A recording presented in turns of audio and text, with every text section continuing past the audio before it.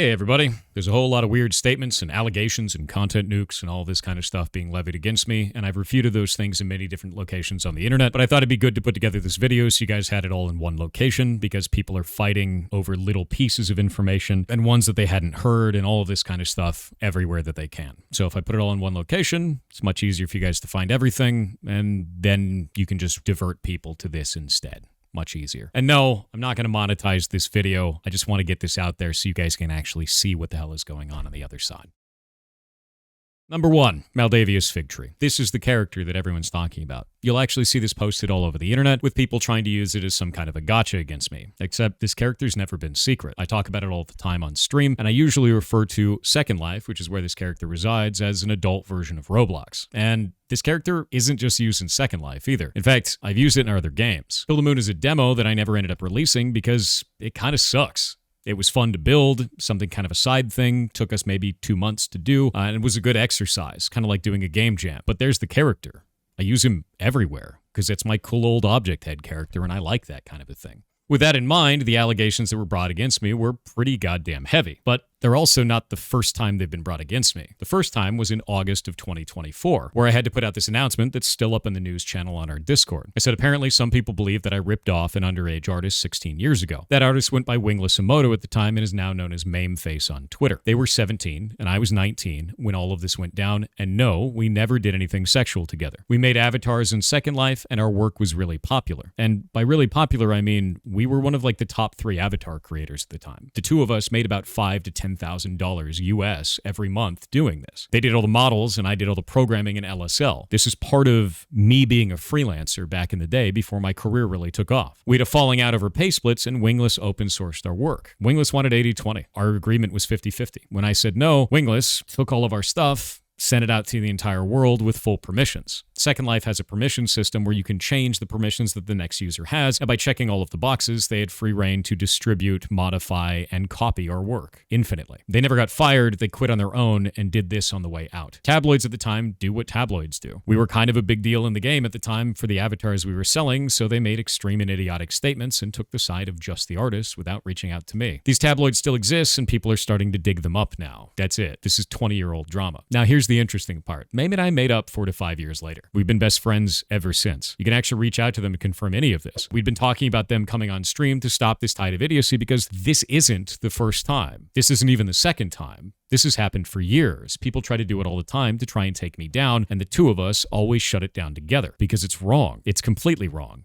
And it's using Wingless, or Mameface, as a weapon to try to bludgeon me when we're friends. And if you don't believe me, well, let's just go look at it together. Here's the post by Wingless, Mameface. I'm Wingless Emoto. I really was 17, and nothing sexual happened. If anything had happened, I would have outed him in 2008. See, there's the problem. They made this post publicly on the internet, and people didn't care. In fact, they also made this post publicly on YouTube, on the content nuke for this, and people didn't care. They tried to say that Wingless was actually a sock puppet account of mine, except Mameface's account here is from 2013. And then they tried to say, oh, well, maybe it's him anyway, and he's just been playing the long game. The goalposts keep shifting, but we keep providing evidence. From there, somebody actually did try to impersonate Mameface with a Wingless Emoto YouTube account. The only account they ever had before was Wingless Chimera, and the reason why is because Wingless Emoto is a Second Life name. Emoto is the last name that you could choose from a list of names to put on your character, kind of like mine had Figtree. And at the time, there was no way to change this. Their handle was never Wingless Emoto. It was Wingless Chimera and now Mameface. And when the internet inevitably brings this up in another 3 months to 6 months, I'll just show them this video because we've refuted this time and time again. And the two of us are still friends after almost 2 decades. You're not going to kill that, and you're not going to kill me with these allegations.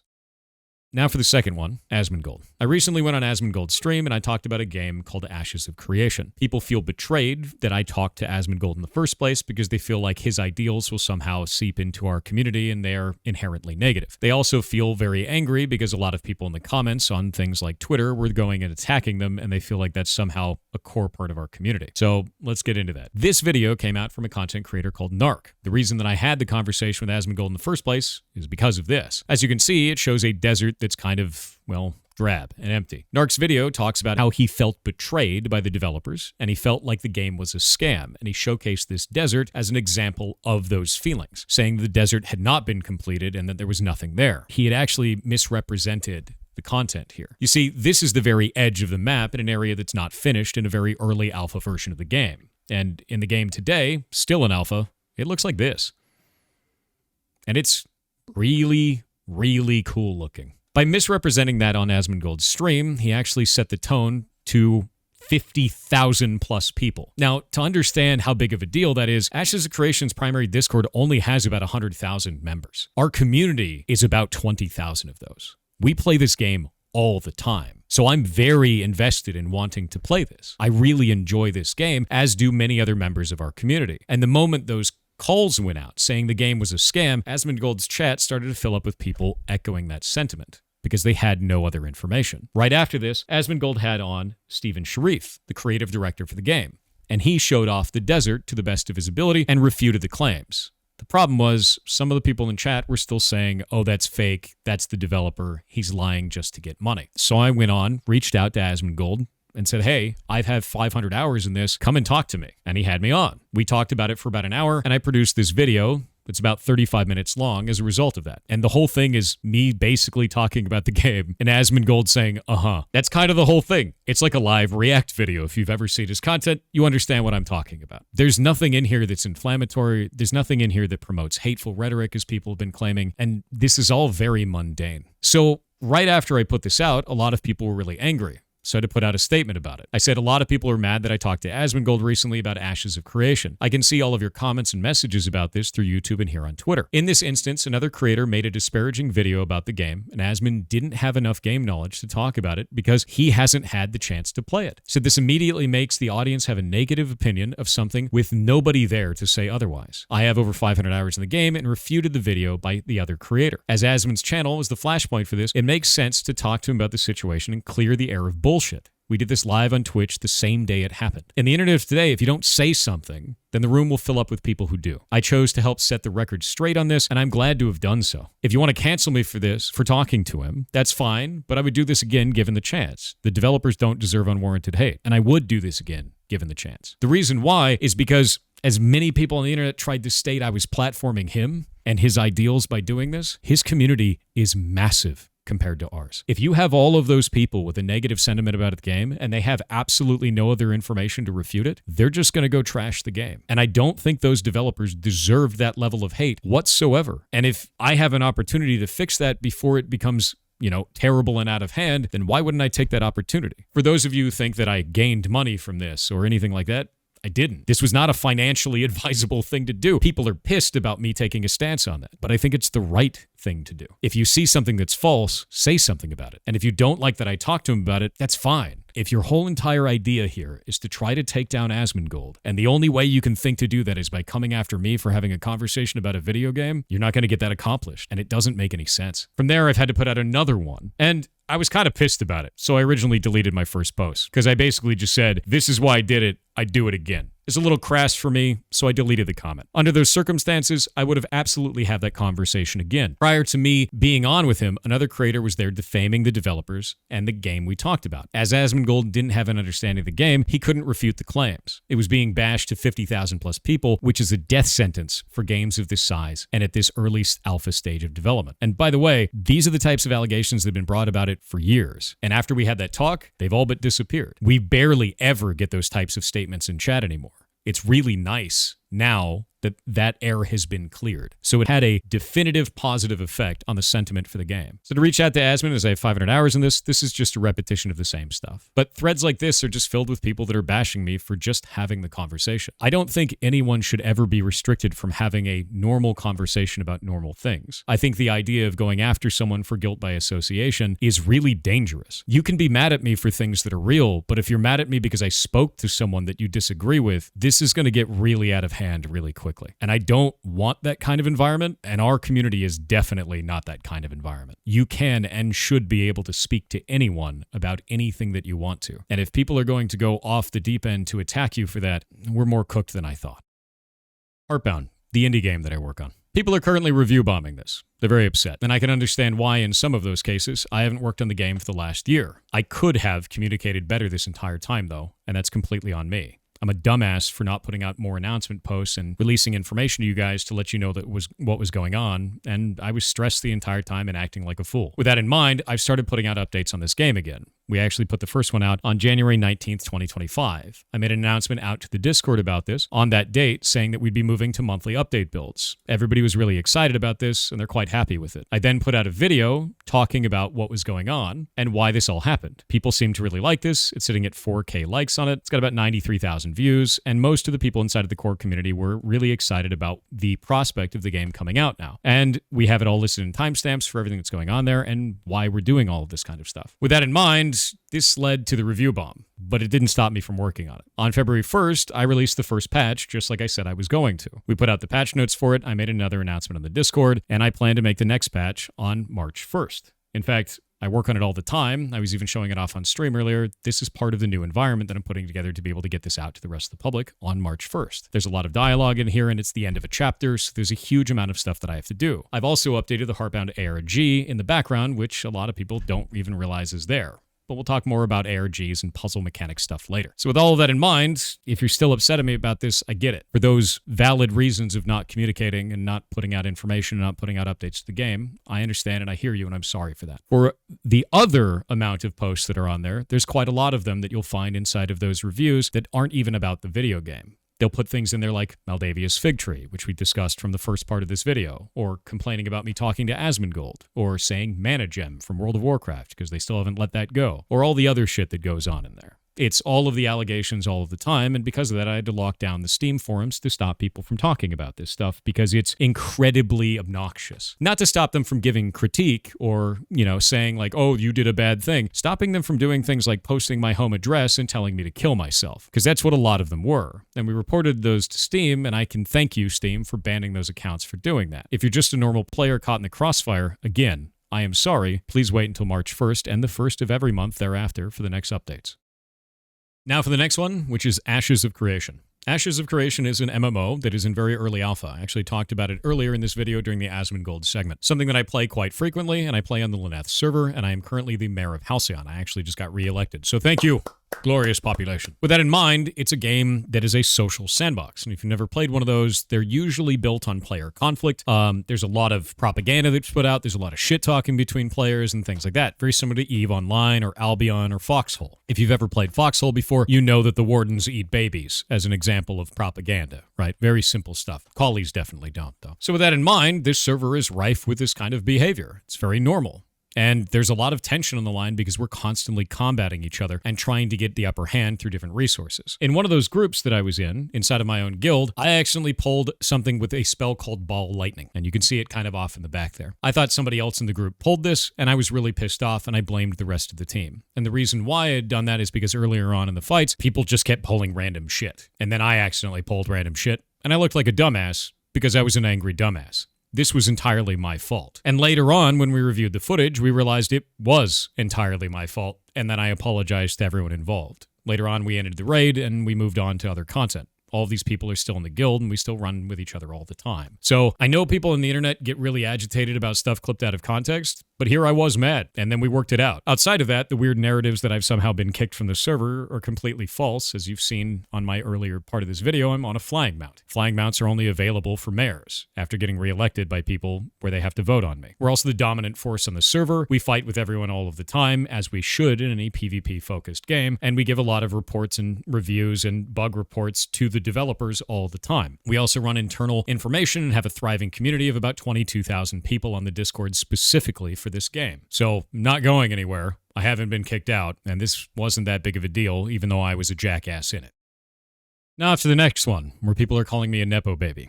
For those who don't understand the term, a Nepobaby is somebody who got their job only through nepotism, never accomplished anything in their career, and never did anything to deserve the position that they have. My father was the cinematic director for Blizzard for 23 years. He worked on basically everything going all the way back to the death and return of Superman and many other games, all the way up until now. And then he quit. He went off to Jagex, and he worked on old school RuneScape, I believe as a creative director of some kind. With that in mind, he now streams on Twitch under the name of Yearjoy. People think that I got my job at Blizzard specifically because of him. In reality, I only had help from him in order to do my resume. But you're probably not going to believe me to say that, so I'm going to let him say it. I remember one time he had his boss had come to me because he came to me to apologize that one of his people talked to me. And I'm like, what are you talking about? He goes, well, Thor came up and was talking to you, and I don't think that's appropriate and stuff like that. I'm like, okay. I go, just so you know, I'm going to keep talking to Thor when he comes and talks to me because he's my son. This was 2 years after he worked for this guy, and this guy did not know. So funny thing here, he actually got the timeline wrong. That was 4 years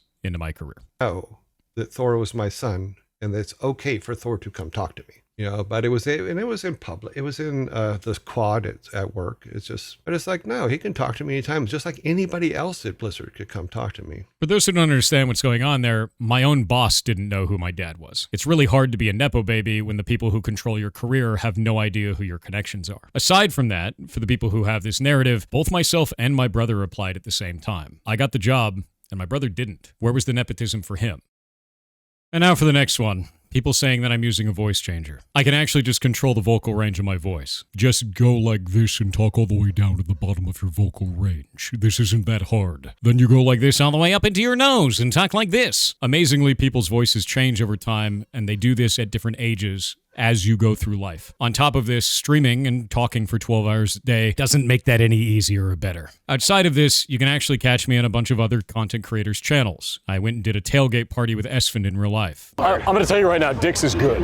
Yeah. As you can see. Yeah, no, I mean, these people are Everyone lines up for Dix. I was in the middle of a forest with Bao. A lot of mushrooms, like, you can only determine what they are by touching them or smelling them or tasting them. I've been in the Streamer Awards, giving speeches. Since 2016, actually. So, like, I cut it during that, because I worked for the government that made me cut it, and then I just never cut it before that either. I also got caught by NMP LOL right out there on the street. Nick, my chat wanted me to say hi. Hey, what's up? Yeah, nice to meet you. They're freaking out. You know? Yeah, so sorry, just have a good day. Yeah, no worries. Yeah, bye. And you'll find that my voice is just about the same range the entire time. It goes up when I'm excited or nervous. It goes down when I'm tired or bored, just like everybody else. It's really weird that people are obsessing about each and every little thing, but I guess that's the nature of the internet. If you don't believe me on this, I can't really fix this one for you, because anytime that I'd make something online, people would just claim it's doctored in some way. There were even people saying that they had hidden a voice changer inside of the microphone at the Streamer Awards, or that I got some kind of an implant in order to change my voice. And now for the last one. People claiming that I cheated in puzzle games, specifically Animal Well and Outer Wilds. Both of those games are games that I played live on stream. We had a whole blast of fun with it. People in the community really enjoyed it, and they were very, very long periods of time for both games. I believe Outer Wilds was beaten in one sitting, but it was a very long period of time. And Animal Well, I think, took the better part of a week at that point. I think it was like 40 hours on stream and 80 hours overall, most of which was just us sitting around trying to solve puzzles and do weird shit on stream. A lot of people say that I cheated because I looked at my phone, because it was right here. Why would I cheat with my phone when I have a 3-monitor setup? It's a pretty easy way to talk about this. I have one monitor here that actually shows broadcast information, usually using game capture, so I could put a guide up here if I wanted to in the first place. This one is just OBS. I could put it right next to chat there, and it'd be really easy to hide it because I'm constantly looking at chat anyway. Or I could put it on the right and put it on another one where I put all my social media stuff. It doesn't make any sense to use a phone to look at a guide while you're running through a game like that when you could just look at anything else. Aside from that, I have a very long history in beating puzzle challenges. So let's get into it. This is Potato Hat Security, our old Team Potato with a whole bunch of guides for DEF CON challenges that we've solved throughout the years. My name on here is Jason Thor Hall. I go by the middle name of Thor for a reason, because it is my middle name. Brett Beerhouse is the person that I got to go run with. He's a good buddy of mine back from the Blizzard days. DEF CON 22 was the first challenge that we actually went up against. And we didn't win, but we beat it. There was a shitload of puzzles that went along through this, and we had a blast doing this and learned a lot about cryptographic methods. I didn't know anything at the time when I first stepped into this arena back in DEF CON 22. That was back in 2014. After this was over, I went home and I tried to learn as much as I possibly could about cryptographic methods, hiding information, and reading books like this one called Code, The Hidden Language of Computer Hardware and Software by Charles Petzold. Awesome book, shitload of methods in it. I have a ton of books like this now because of this. And I went home and started making my own on a website called potatoplaid.net. Made it with Brett. It's actually defunct now, but it had a ton of our own custom puzzle challenges on it. Then we went back to DEF CON 23, and we teamed up with a team called Council of Nine. After doing really well in the first challenge in 22, they wanted to have us on the team, and we agreed to join them, and we won. I got to write up this entire write-up this year as well, and we solved a bunch of cool shit together. One of the ones that I really had a blast working on was specifically the audio one, where I got to dive into DTMF using specifically Audacity to visualize the information. I love this. These types of things are really awesome. So whenever I play a puzzle game and I know that there's going to be cryptographic methods involved, I eat that shit up, dude. And if you're wondering if I actually did go to that, here's the badge for it. DEF CON 23. It's a radioactive badge that was actually obtained through winning that puzzle challenge that year. On the back, you can see that there's a Lichtenberg figure, which is hit by plasma to create a small lightning configuration across it. There's also another puzzle on the back of this that was solved by CryptoK on Twitter. It's a running key cipher, and he built a way of cracking certain running key ciphers. After that, we went back at DEF CON 24. And we won again. DEF CON 24, we got a robot head. This is another black badge for winning a DEF CON challenge that is particularly hard. DEF CON 24 was actually written up on Council of Nine's website because I was still running with them at the time as well, but I think their challenge page is defunct now, unfortunately. I wish we still had it because I really, really enjoyed that challenge and doing that with them. The next year I left and I went and joined what is called the Psychoholics. That's a new team that I'm on. I have a lot of really good friends with them and over there, and you can actually see a number of them show up in chat from time to time, and I still go to DEF CON every year. At DEF CON 25, there was no badge challenge. The normal cryptographic challenges we usually do wasn't present there because Lost, the one who runs those, didn't go. So we did instead a telefreaking challenge, which was really, really fun. And I didn't realize it was going to be there. There was a guy who ran up to me and he threw a badge in my lap and he said, "You dropped your badge and ran away." And it was for the Ellingson Mineral Corporation, which if you know hackers, you know what that's from. It had a phone number on it. I called it and I was like, wait a minute, this is something. And I brought it back to the team and then we started cracking on it. We didn't sleep for about 72 hours and we won. This is the black badge for DEF CON 25. Since Lost wasn't there, they made gold coins, which isn't as aesthetically cool, but it is still solid gold. So, you know, kind of rad. Outside of this, I don't just solve these, I build them. This right here is actually built for the Heartbound ARG. Heartbound, the game that I work on that I talked about earlier in this video, has a massive cryptographic challenge in it. And I'll give you an example of one of the puzzles that I built for this. And yes, all of these puzzles are built by me. Right here, I gave them an image of a whole bunch of different squares of lettuce. I didn't tell them what it is. There's no other information for them. It's just images of lettuce.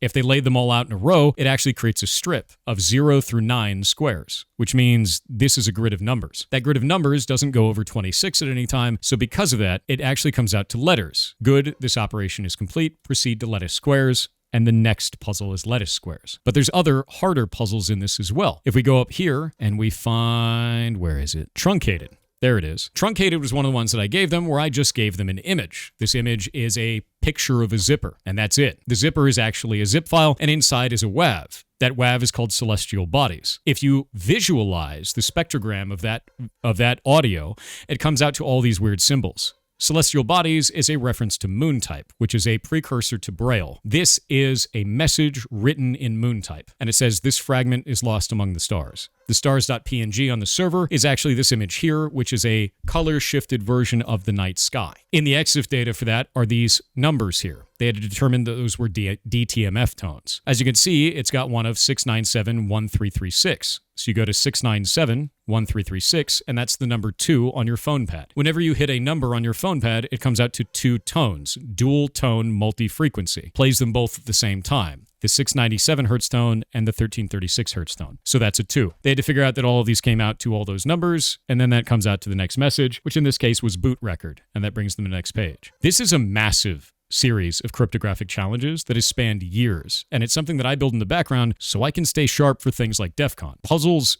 are my life, and it's really, really absurd to me that people just gloss over all of this because streamer looked at phone. So now let's look at the timing. My video for Animal Well here came out on July 27th, 2024, except that's not when I played it. It's also only 7 hours and 41 minutes long, which wasn't the full runtime. As shown on Twitch Tracker, you can see that I played it from May 11th to May 19th, a total of 39.4 hours on broadcast. As shown on Steam here, you can see that I actually played for 83.2 hours, because I was playing both on and off stream, trying to practice different things and see if there was different puzzles that I could solve along the way. Inside of this, you can also see that the game released on May 9th, 2024, which was only 2 days before I actually started playing it. From there, I asked people to send in any type of guides that would contain all the puzzles that we solved throughout it, and those came out after we stopped playing the game. May 19th, May 22nd, and this one on May 23rd. There are likely other guides that exist out there, but I don't know about them. The people who ended up helping us solve this were people in chat. We solved it together as a community with 13,008 people in the chat. My guess is that there would be a lot of people who were there from the puzzle-solving community as we did this. Tons of people were working together. That was the point of doing this. All of this was. And on top of that, I ended up going on to go and interview Billy Basso, who's the developer of the game,